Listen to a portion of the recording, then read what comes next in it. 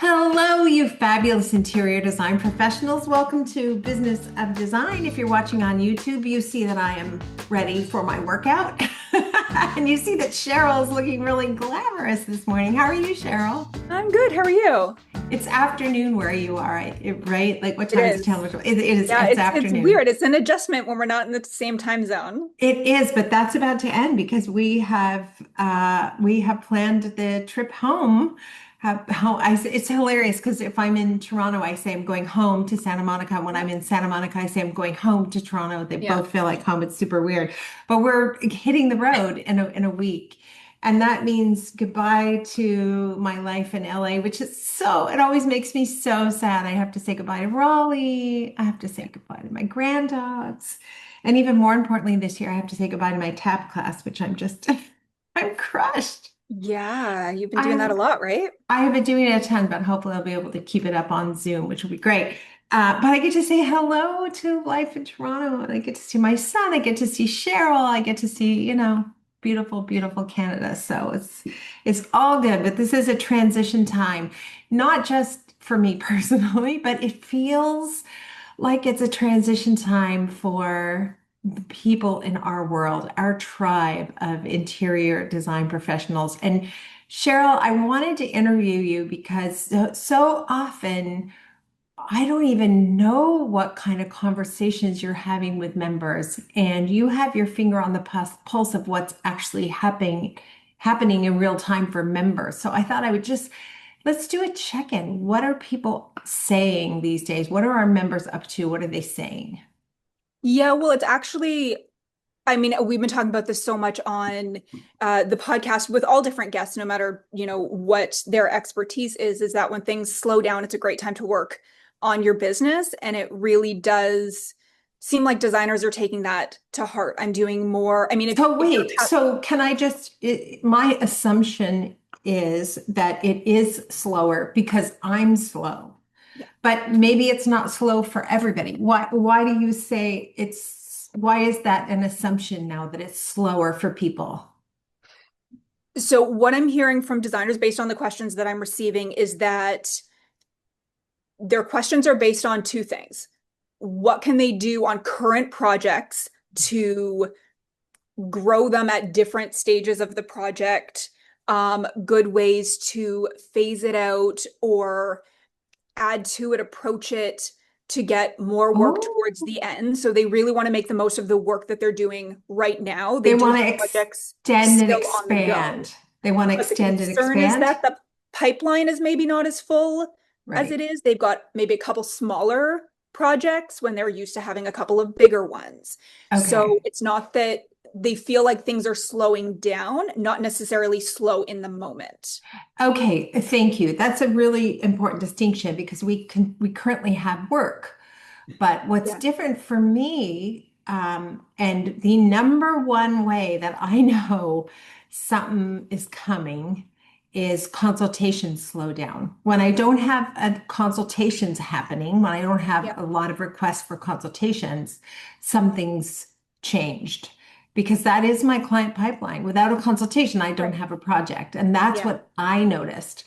And then I have obviously talk to other designers when we do BOD live Yeah. once a month. Everybody shows up with like questions, and invariably we are hearing that there might be work at this moment, but there's a bit of a concern that there's not work in the pipeline. And I became more, I don't want to use the word alarmed, but I kind of want to use the word Yeah. alarmed because I don't like it. I don't like this feeling. I don't know if other designers do, but Yeah. I like when it's super busy. I like when we're refusing work, when we're turning work down. I like that, but I don't like this. I became sort of alarmed when one of my favorite contractors in Toronto called me. He's so busy. It's so hard to get Right. on his schedule.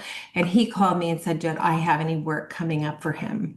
And I'm like, "What are you talking about? If I had work coming up for you, I'd be calling you with Calling. work." Like, it's not like there's a moment between a new project and me phoning him. So that was worrisome. And then a contractor that I have used in LA, but I don't love, Mm.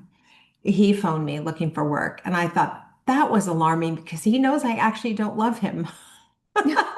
So I thought that took courage to phone me and say you need Yeah. work. And I think you need work because you're not very good at what you do. But um, anyway, Got to that's a, ask for the referrals. You got to put it out there. It's okay yeah. to ask. It's okay to ask for work and put out feelers. Yeah, it really, really is. But I think that the members you're talking to are on a better track. The best way to get work is by expanding the work you have, 100%, Yeah. and making sure that that project keeps going. Keep it going as long as you can keep it going. So, what have those conversations been like then?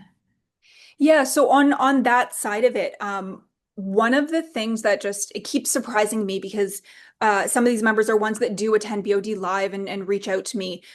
For anyone listening who's either a past or present member, I'm very accessible to our members. It's, it constant support and spot coaching. But I also do one-on-one to sort of do those deeper dives. And one of the things that we've been touching on lately is just what counts as billable time, Oh, right? Whether you're just starting with business of design and your projects aren't necessarily following our BOD 15 or things like that yet, in most cases, without altering your existing contract, you've agreed to bill by the hour. And there's so many tasks that designers justify as not billable. well, like what? Like what? Uh, Wait, I'm grabbing my coffee. Need to put something stronger in it. What do you mean? What, okay, what constitutes non-billable? some of the things that like just didn't even occur to me that you wouldn't charge for is when you've got a second designer on the job site. It's like you're billing Right. for the hour, but you're grouping that in together. If you do a trade day, Wait a minute, wait a you minute. have So they go to the job site, but they bring a junior or a somebody junior with them, designer, and they're they're not just there to billing for take that notes. person? Say they're just No, there to take notes, for nobody's example. there just to take notes, really. You can use AI for that. So if they're on site, they must Well, be not everybody's using required. that yet. Not No, everybody's using but that I'm yet. saying if you're, Measurements, things like that. If oh you my, have a okay, wait, second designer, stop. If yeah. you're bringing a second designer and they're doing measurements, you have to be billing for that. Measurements, notes also at the consultation. Some people will take a second so that they can sort of give their full attention and things like that. Sometimes it's somebody else taking the notes and they're not billing for that. So I would say if I'm going to go to the consultation and I have someone else assisting me, I'm going to get more done because of that assistance. If I have to take my own notes, it's going to take Yeah. me longer. So why wouldn't you bill for that? It's interesting. I just love all the ways, all the stories we make up about how we can't bill someone for what we do. Yeah. But I just want to touch on that for a second. Sorry. No, that's If okay. you're charging a flat fee for the consultation, which all of us are, really it's a flat fee. Consultations is just Mhm. a flat fee Yeah. job, a short job. Then I think what happens in their mind, my consultation is, let's say the person's consultation is $500. For that $500, I'm going to also bring someone which is for my comfort and my ease. Right. I do understand that. Now, if it's really low, I think you should raise your consultation rate and cover that Yes. person's expense. Yeah. You don't need to But break it down by individual fees. yeah, but if it's a regular site meeting and you have someone else there who's taking notes, perhaps having a conversation with a subtrade while you're talking to the client, all of that time Mhm. has to be billable. Yeah. Interesting. One way to think about it for everybody, this was a real surprise to me. And Cheryl, you were a big part of this transition. When I transitioned from employees to independent contractors, Mhm. the thing that I saw was independent contractors have zero non-billable hours. Yeah. And I thought, why don't you do that with employees? Why do employees have so many non-billable hours? You Mhm. should try to eliminate that as much as possible. Of course, there's always something, right? Someone's planning the company party and clients aren't getting billed for that. Someone's organizing the library, clients aren't getting billed for that. But it was eye-opening to see that independent contractors have zero non-billable hours. Yeah. I think one of the other examples, because we've had a few new members join who have been in the business a really long time, and it's still just them, but they talk about their team as the suppliers they work with and the relationships they have with some of their reps. And one of the things that we actually had talked a lot about this when we were at High Point is when you build those relationships, the amount of work that you can outsource as though it was a junior designer, but you're actually outsourcing it to a supplier. Right. where if it's the fabric supplier that you always use, you've got a great relationship with them, you can make a phone call, tell them exactly what you need, and they can pull options before you even get there. Yes, Well, they wouldn't have done that if you didn't already have that established relationship. It's not something they would have done for your client. that's right. It could have been, you could have sent a junior designer to do that work for an hour or two. Or if you didn't make that phone call in advance, you would have been at the showroom for 4 hours instead of three. Right. So wrapping your head around having your team and billing for a team that's not Hmm. necessarily in your office. Right. So I think what I hear you saying, and this is a moment where I hope my clients aren't listening, Right. is that even you can bill your clients additional time when a supplier who you are not paying is working on your project. If you have a really good relationship and it's fabric, let's use fabric. I think that's a good one. I Yeah. have had projects where I say, hey, Kent, I have a project. It reminds me really so much of the English country house we did 2 years ago. I'm going to send you pictures of that house. Mhm. This is a new client. That's their vibe. Can you pull some stuff for me? And by the time I get to the showroom, he's done an hour's worth of work or 2 hours worth of Yeah. work.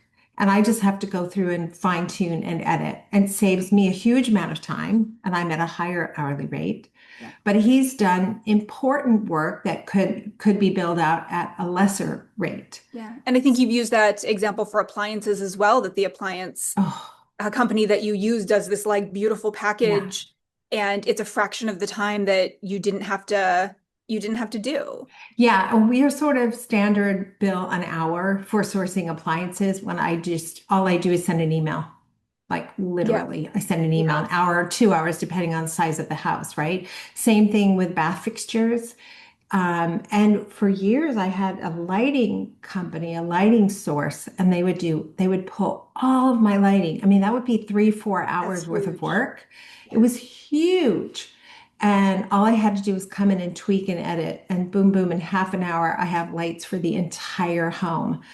But to your point, that comes from having that relationship with that vendor. It's part of the expertise that you're bringing to Yeah. the table. Yeah. And Yeah. so even if you're a solo entrepreneur, we talk about this all the time, You're still a you're we. still part of a team. Yeah, you're Yeah. part of a we. Yeah. Yeah, interesting. Okay, good. In other words, if it's slow now for you, hopefully it isn't. Hopefully people are Yeah. listening, going, what is she talking about? I've never been busier. My client pipeline is exploding. Yeah. Good for you. Please come on the podcast and tell me what's going Yeah. on. Uh, but if you are experiencing something unusual, it's a really good time to reach out to vendors, reset those connections. When was the last time you took a vendor for coffee? Right? I had a Yeah. coffee date with our vendor from Baker. Oh, yeah. Hadn't done anything like that in a gazillion years. And I Yeah. thought, isn't that interesting? And now they're on my mind as I'm sourcing for a client. I'm like, oh yeah, what about Lisa? She was great. Yeah. Yeah. And then I think the last thing in terms of log sheets for some is just really back to the basics where you're so busy working that like you don't account for those little things. You followed up with three different trades or orders, Yeah. suppliers, anything like that. Maybe each one took all of 3 or 4 minutes, but like you add them up, there's 15 minutes, Yeah. right? If you did that multiple times throughout the week, it really does add up. And in some cases, a lot of designers really just um, still get nervous at the end of the month to send that big invoice, sort of skim I and give up my reduce hand and up. I yeah. do. You know I So do. focusing on the language and how you're writing your log sheets versus the actual hours. Yeah. Because it's the same thing at the presentation when you're going through your invoice individually, each item is totally reasonable. Yeah. So yeah, it's a big number at the end, but if you're writing your log sheets effectively and you show them to the client and give them the opportunity to see what's unnecessary when you're going line by line, Yeah. it's not just a big number at the end because each one individually, you Yeah. can see how it added to the project. Every task is essential to Every getting the task. project done. Yeah. Yeah. I don't know if I even told you this, one of my favorite clients phoned me or texted me rather out of the blue. We're currently not doing any projects for them. And she said, I'm sitting at a pool in Arizona And I'm listening to the conversation beside me, these two friends. And the conversation went something like this. The one friend had hired this interior design professional, and the designer had done a presentation, and the client liked everything. And then she told the designer, I'm going to now order everything myself. But the designer came back and said, no, you can't. My contract says I have to do the ordering. And the client was saying, it's ridiculous. I'm not hiring her. Yeah. She can't make me. I'm firing her. I'm going to do it myself. And they were kind of trash talking the designer. And my client was saying, gosh, it's just, first of all, that woman's a creep, because when she hired the designer, that clause was in the In the contract. She contract. knew it. She could Yeah. have told her right then, but she didn't. She chose to trick her, kind of thing, Accept it. Yeah. manipulate the situation. So, and she said it must be really hard because everybody thinks they can do your job. And I thought, wow, she really gets it. She Mhm. really does get it. And it's fascinating to me. I don't have that clause that you have to buy through me. If you don't want to buy through me, you don't have to. But I then don't have to, hold your hand and make it easy for you to do the Right. shopping. Like if I'm not going to be hired after the presentation, good luck. That's your presentation. I didn't promise Yeah. you anything other than, unless you want to pay me for the time it takes to write everything down, which is going to be, I'm going to charge a lot for that service. I just thought that was fascinating to hear from a client that she really understood. Anyway, she's got a condo that's getting built as we speak. So I'm waiting for that. Hurry There up, you get go. done. I'm ready to go. Yeah. Yeah. Crazy, Um, right? well, I guess shifting gears, one of the other things is really just questions about uh, where to start in terms of preparing for those next clients, obviously wanting to make the most of those clients. And one of the things that I always say to start with, so one of the programs within membership is salary, revenue, profit, and wealth. And really, one of the exercises in there is figuring out how many projects you really need. Yeah. And I feel like that's sort of an eye opener because I think most designers have in their head a much bigger number than the Yeah, I number they did. actually need. So to look ahead at only having maybe two projects on the go, well, how big are those projects going to be? What does that look like revenue wise? Yeah. And be able to gauge that because only two might not actually be a scary number. Right. If you're thinking you need 20 clients, that's terrifying. But if you Yeah. think I need one large and one medium, it's a, It's a it's a lot lot more. less terrifying. It's a lot more approachable, Yeah. and you can actually take steps to get a large and a medium client. You kind Yeah. of target those people. Yeah. Yeah. And also in terms of putting it out there and figuring out what you're promoting on social or on your website, what projects are actually the most profitable? Because I Mhm. think you've said this as well for a lot of designers, maybe you would assume, well, kitchen and bath, I'm going to specialize in kitchen and bath because that's where I make the most money. But in reality, I know you've always talked about the margins you get when it's fabric. So when Yeah. you're doing draperies, bedding, custom furniture, Yeah. um, to really look at those numbers.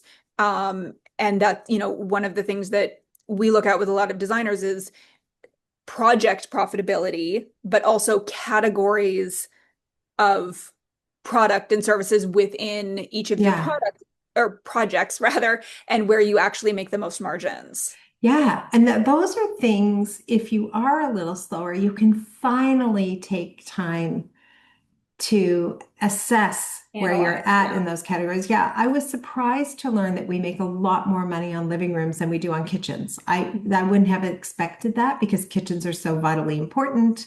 Yeah. Often kitchens are a bigger dollar number than sometimes than a living room. But we make more profit margin in a living room. Mhm. The other thing I wanted to say, that course with the terrible name, salary, revenue, profit, wealth, whatever, just goes on forever. But we Money, wanted to just make sure money. you knew what we were talking about.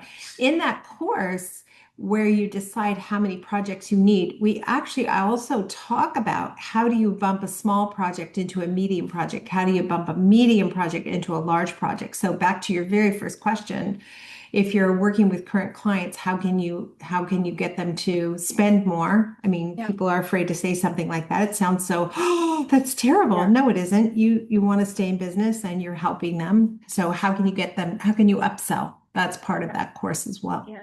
And I actually just from a brand new member got a question this morning about whether or not to include a scope of work with the contract. Yeah, And that he always thought that like you have to I do know. that because your contract is specific to like that scope of work. But the goal of any project should be scope creep. You Yeah. want that scope creep. Thank you. Yes, the goal of every project should be scope creep. I love that. Yeah, that's right. Oh, you're muted. You're still muted.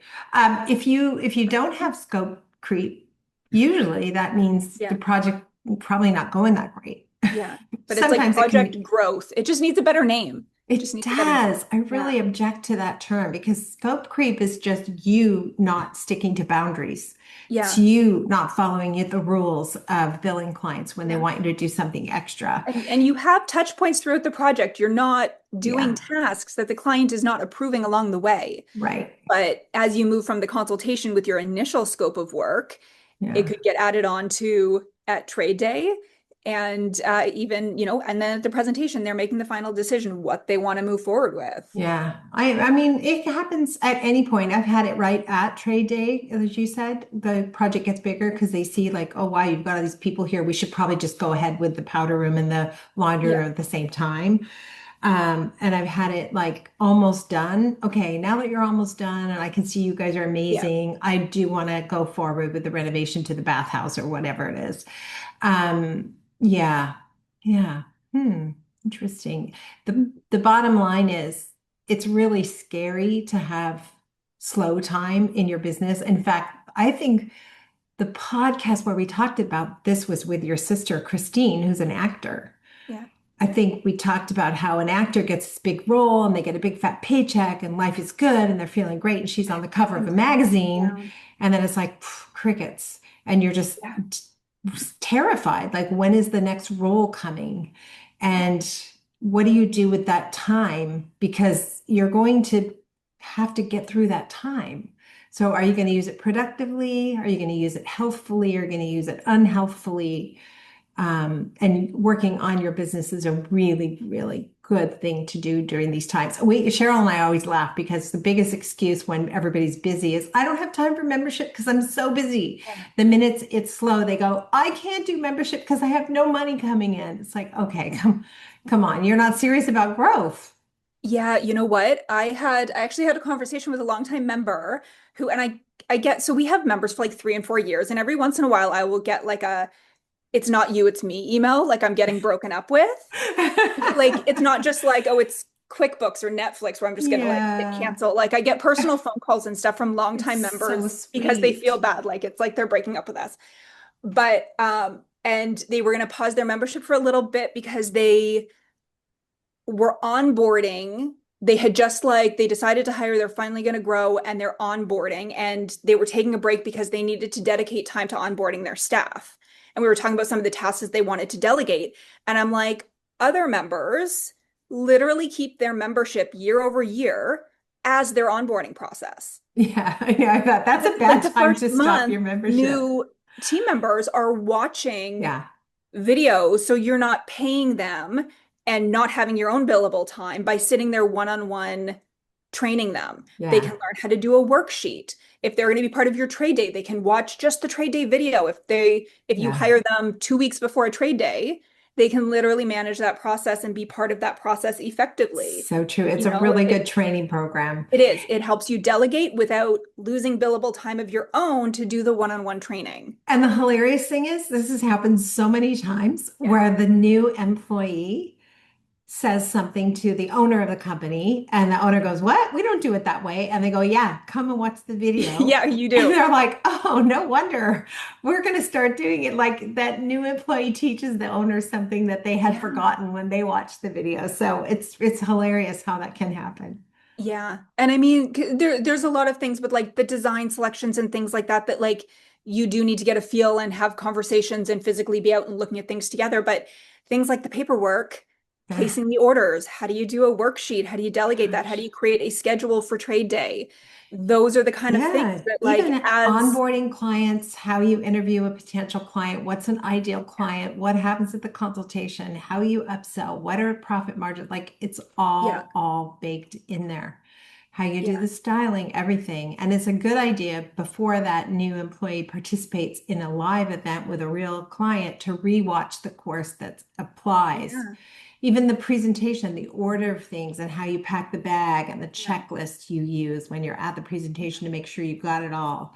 yeah. So yeah, And I would interesting. say on day one for any new employee is the course on how to log your hours. Yeah, So that right from day one, they are effectively like yeah, accurately recording all of their time for one, but using language that you can show a client and yeah, having them do that right from day one.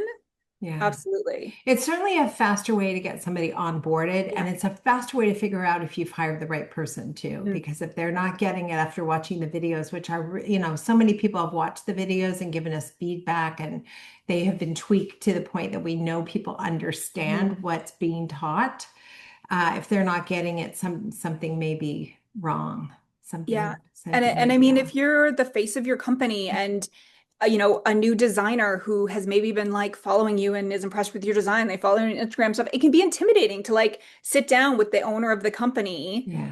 and learn from them and not feel intimidated to like ask your questions or make a It's mistake. true. Sometimes, especially in, nowadays, it just to be able to watch a video. And yeah, if you've got questions, obviously you're still going to be available to your team, but have the initial lesson be something that they can just quickly Mhm. reference and watch again if they need to, is a good way to do it. It might be more comfortable for them to just have that go-to. Yeah, for sure. Oh my gosh, good. Well, and I guess marketing, right? It is a really good time to be marketing to those Yeah. ideal clients you want and Yeah. convincing them that, it's actually an ideal time to tackle a project because people have a lot more time. My trades are more Yeah. available, the suppliers are more Yeah. available. There are, And even, yeah. go ahead. No, and I was just going to say, for so many, like you think of the BOD 15, oh, I'm not going to start that until I have my next project and then, implement as you go. But step one has, I think it's like 4 hours. But it's only the very last 20 minutes is like how to actually do the walkthrough of the actual consultation. Yeah. Everything else is your marketing, is your pipeline, is your intake, Pre-qualifying and qualifying. pre-qualifying before they even come on the phone. Yeah. So that's really important if you want to implement and prepare for that next client, Yeah. or even crafting your value statement, because that's language you're going to use on social, Yeah. on your website, in conversations. If you're actively out there, networking and asking for business, asking for Yeah. referrals, putting yourself in situations where your ideal client is going to be there, having that not only be able to say what you charge very quickly and confidently, not using the word just, Yeah. but also knowing exactly what you do, who you do it for, and why that service is of value to them. Yeah. Being top of mind. I mean, that's your marketing right there. You need to have that across every touch point that you do. That makes me think of something, when we do BOD lives, often it's just open coaching, but Yeah. occasionally we'll have something programmed. I think we should do a role playing BOD live where you have to say what you do for a living, how much you charge, Mhm. and go around the room and everybody do it. It's really powerful. And also it opens up conversations about, wait, you're charging that much? How do you charge that much? I Yeah. can't charge that much. Why can you charge that much?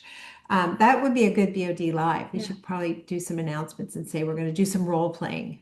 Yeah. No, that would be great. And it's just the simple question, what do you charge? What do you What do you do? charge? What do Like you pretend you're at a do? dinner party and What do these you like do for a common living? everyday questions. Yeah. My best client of all time, my husband met at a dinner party. I wasn't there.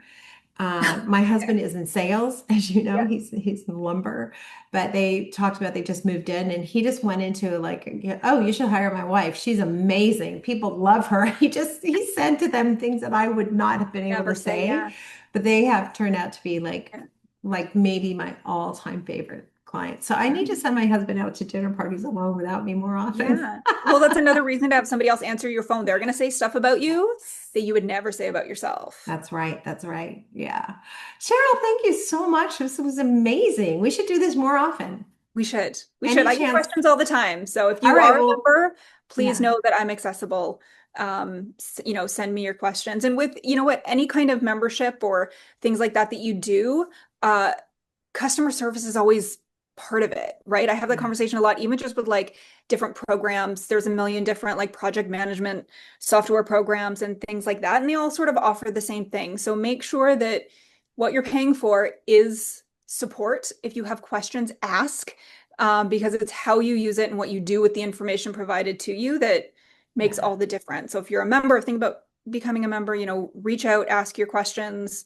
I get back to you really quick because I want you to keep up the momentum and apply what you're learning as you're learning it. So yeah, hanging out with members, talking to members, that's the best I part love of what it. I get to do. So Thank you so much. I appreciate everything you do. And I know if people had to choose who they should keep, me or you, they would choose you. every time we do something, if you're not there at the coaching, I'm like, nobody's going to show up. It's like high school. Nobody's going to eat at my table if Oh, but you're they not there. do, right? They They do. do. They I do. Yeah. remember the very first time we went to High Point and you were talking and somebody said, "Is that Cheryl?" We started Oh, I laughing. know. I'm like, "Oh Yeah. my I God, do it's that when real." people call. Oh my God, I'm talking to you because they hear my voice on the podcast. And Well, when we do, it's just us. everybody I forget thinks other it's going to people be a get it. chat bot or some, like, no, No, we're a people real company. people. We're here. Thank you, sweetie. Good to see you. Yeah, I'll see you when you're I'll in see you in Toronto. Canada a couple weeks. I know. Okay. Bye. Bye for now.